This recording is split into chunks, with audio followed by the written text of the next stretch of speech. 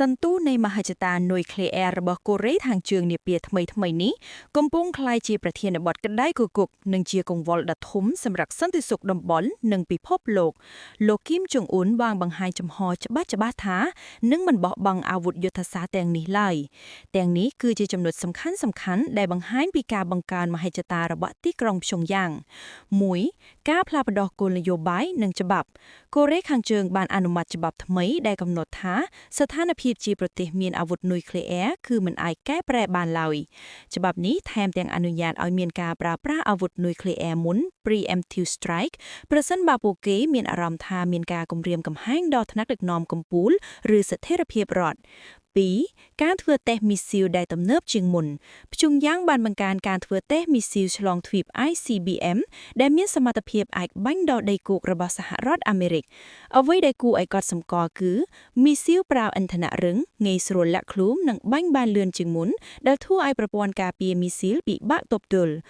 drone ក្រាមទឹកការអះអាងពីការបង្កើត drone វាយប្រហារក្រាមទឹកដែលមានសមត្ថភាពនុយក្លេអ៊ែរដើម្បីបង្កជារលកយក្សស៊ូណាមីវិទ្យាសាស្ត្រដ្ឋាន3ការពង្រឹងសម្ព័ន្ធភាពជាមួយរុស្ស៊ីនៅក្នុងបរិបទនៃសង្គ្រាមនឹងអ៊ុយក្រែនកូរ៉េខាងជើងបានងាកមកជិតស្និទ្ធជាមួយរុស្ស៊ីយ៉ាងខ្លាំងអ្នកវិភាគព្រួយបារម្ភថាជាថ្នូរនឹងការប្រកួតប្រជែងក្រត់រំសៀវឲ្យរុស្ស៊ីកូរ៉េខាងជើងអាចនឹងទទួលបានបច្ចេកវិទ្យាយោធាកម្រិតខ្ពស់ពីរុស្ស៊ីដើម្បីយកមកពង្រឹងកម្មវិធីនុយក្លេអ៊ែរនិងផ្កាយរណៈរបស់ខ្លួន4គោលបំណងយុទ្ធសាស្ត្រការទទួលស្គាល់បង្ខំឲ្យពិភពលោកទទួលស្គាល់ខ្លួនជារដ្ឋនុយក្លេអ៊ែរជាស្ថាពរអំណាចចរចាប្រើប្រាស់ឥទ្ធិពលនុយក្លេអ៊ែរដើម្បីដកទណ្ឌកម្មសេដ្ឋកិច្ចនាពេលអនាគតការពាររបបដឹកនាំមើលឃើញថាអាវុធនុយក្លេអ៊ែរគឺជាខែលតែមួយដែលការពារមិនឲ្យបរទេសចូលមកផ្លាស់ប្តូររបបដឹកនាំការសម្ញែងសាច់ដុំនេះបានជំរុញឲ្យកូរ៉េខាងត្បូងជប៉ុននិងសហរដ្ឋអាមេរិកបង្កើនសម័យយុទ្ធយោធារួមគ្នាដែលធ្វើឲ្យស្ថានភាពនៅជ្រោយកូរ៉េកាន់តែតានតឹងឡើងជាបន្តទៅនេះដើម្បីឲ្យលោកអ្នកយល់កាន់តែច្បាស់អំពីស្ថានភាពបច្ចុប្បន្នខ្ញុំសូមបកស្រាយលម្អិតទៅលើចំណុចទាំងពីរនេះដូចខាងក្រោម1ប្រភេទមីស៊ីលសំខាន់ដែលកូរ៉េខាងជើងទើបតែបង្ហាញនិងធ្វើតេស្តបច្ចេកវិទ្យាមីស៊ីលរបបព្យុងយ៉ាងបានឈានដល់ដំណាក់កាលគ្រោះថ្នាក់ជាងមុនដោយសារការផ្ដោតលើល្បឿននិងការលាក់បាំងហួសុង18មីស៊ីលឆ្លងទ្វីបប្រើឥន្ធនៈរឹងនេះគឺជាសមិទ្ធផលដ៏ធំបំផុតខុសពីមីស៊ីលចំនួនមុនដែលប្រើឥន្ធនៈរ៉ាវត្រូវចំណាយពេលចាក់ប្រេងយូរនិងងាយរងការវាយប្រហារមុនមីស៊ីលហួសុង18ប្រើឥន្ធនៈរឹងដែលអាចទុកដាក់ក្នុងឃ្លាំងរួចយកចេញមកបាញ់បានភ្លាមវាមានសមត្ថភាពបាញ់ដល់ដីគោកអាមេរិកទាំងមូលមីស៊ីលល្បឿនលឿនជាសម្លេងកូរ៉េខាងជើងកំពុងអភិវឌ្ឍមីស៊ីលដែលអាចហោះក្នុងល្បឿនលឿនខ្លាំងនិងអាចបត់បែនបានតាមចិត្តនេះធ្វើឲ្យប្រព័ន្ធការពារមីស៊ីលរបស់អាមេរិកនិងជប៉ុនពិបាកនឹងស្ទាក់ចាប់បានមីស៊ីលគ្រួយុទ្ធសាស្ត្រមីស៊ីលប្រភេទនេះអាចហោះទាបលើផ្ទៃទឹកឬដីគោកដើម្បីគេចរ៉ាដាព្យុងយ៉ាងអះអាងថាមីស៊ីលទាំងនេះអាចបំពាក់ក្បាលគ្រាប់នុយក្លេអ៊ែរបានការបាញ់ចេញពីនាវាមុជទឹក SLBM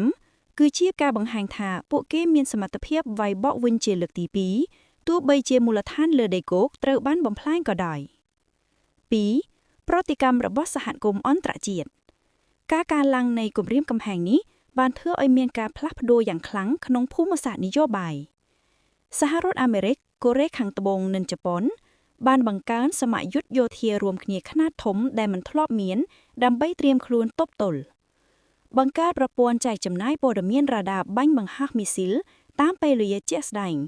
Real Time Data Sharing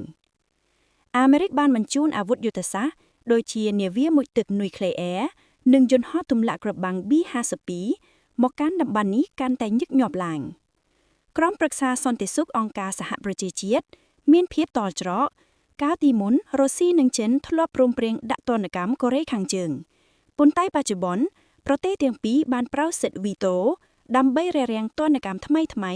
ដោយសារចំនួនរបស់ពួកគេជាមួយអាមេរិកចិននិងរុស្ស៊ីយល់ថាការតេស្តរបស់កូរ៉េខាងជើងគឺជាលទ្ធផលនៃការផ្អើលរបស់អាមេរិករុស្ស៊ីថែមទាំងបានពង្រឹងកិច្ចសហប្រតិបត្តិការយោធាជាមួយកូរ៉េខាងជើងយ៉ាងចំហគឺជាការបំពានស្មារតីទណ្ឌកម្មរបស់អង្គការសហប្រជាជាតិខ្លួនឯងស្ថានភាពបច្ចុប្បន្នបានក្លាយទៅជាសង្គ្រាមត្រជាក់ថ្មីនៅអាស៊ីបូព៌ា កូរ៉េខាងជើងលែងនៅម្នាក់ឯងទៀតហើយដោយសារមានរុស្ស៊ីនិងចិននៅពីក្រោយខណៈដែលប្លុកខាងលិចកំពុងពង្រឹងខ្សែការពាររបស់ខ្លួន។